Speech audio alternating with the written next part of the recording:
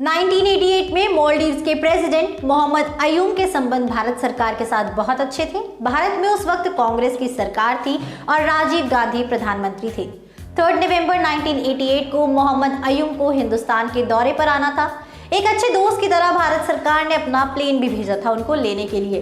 उस समय मालदीव्स में विद्रोह चल रहा था।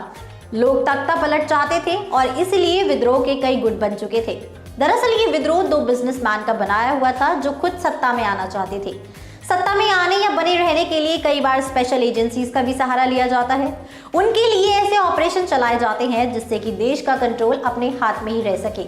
ऐसी ही एक मिलती जुलती कहानी लेकर आ रहे हैं टाइगर श्रॉफ भी अपनी अगले पिक्चर रैम्बो में, जिसमें वो एक सुपर कॉप का किरदार निभाने वाले हैं। अब इंटेलिजेंस ब्यूरो में काम करने वाला ये किरदार भारत के नेशनल सिक्योरिटी एडवाइजर अजीत की कहानियों से इंस्पायर्ड होगा।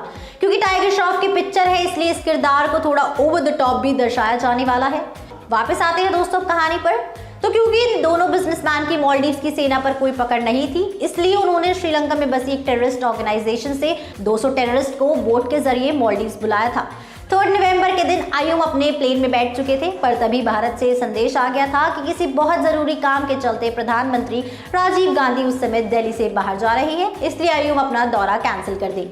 ऐसा ही होता भी है और अयूम वापस प्रेसिडेंट हाउस चले जाते हैं, पर विद्रोह नहीं रुकता। 200 टेररिस्ट मालदीव्स की राजधानी मेल में आकर सरकारी बिल्डिंग्स, बैंक्स और अन्य जगहों पर कब्जा जमा लेते हैं। अयूम को जैसे ही पता चलता है कि तख्ता पलट की साजिश हो रही है, उन्होंने सभी देशों से मदद मांगनी शुरू की। उन्होंने यूएस, ब्रिटेन, श्रीलंका और भारत जैसे सभी देशों से मदद की गुहार लगाई।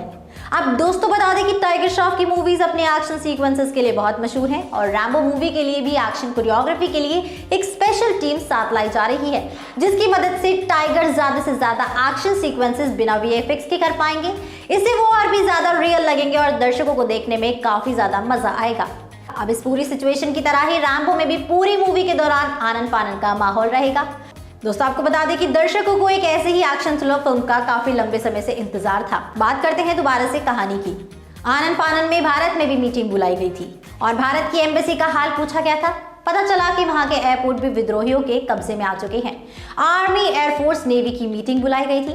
अब क्योंकि एयरपोर्ट्स तो कब्जे में आ चुके थे तो अलग अलग जगह लैंड कराने की प्लानिंग की गई थी। इसके अलावा भारत दौरे से पहले भारत आए हुए मालदीव्स में भारत के दूत मिस्टर A.K. बैनर्जी को भी इस ऑपरेशन में चलने की बात कही गई थी, क्योंकि उस समय मालदीव्स की सबसे ज्यादा जानकारी केवल उन्हीं के पास में थी। ऐसा पहली बार हुआ था कि किसी फॉरेन मिनिस्ट्री के व्यक्ति को किसी आर्मी ऑपरेशन में ले जाया जा रहा था।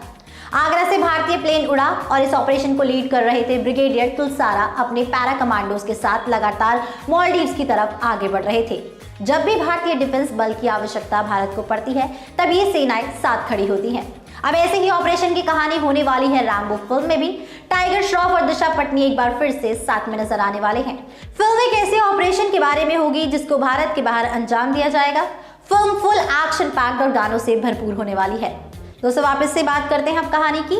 तो करीबन 150 कमांडोज हुलहुले एयरपोर्ट पर उतरे। अच्छी बात यह थी कि तब तक ये एयरपोर्ट विद्रोहियों के कब्जे में नहीं था।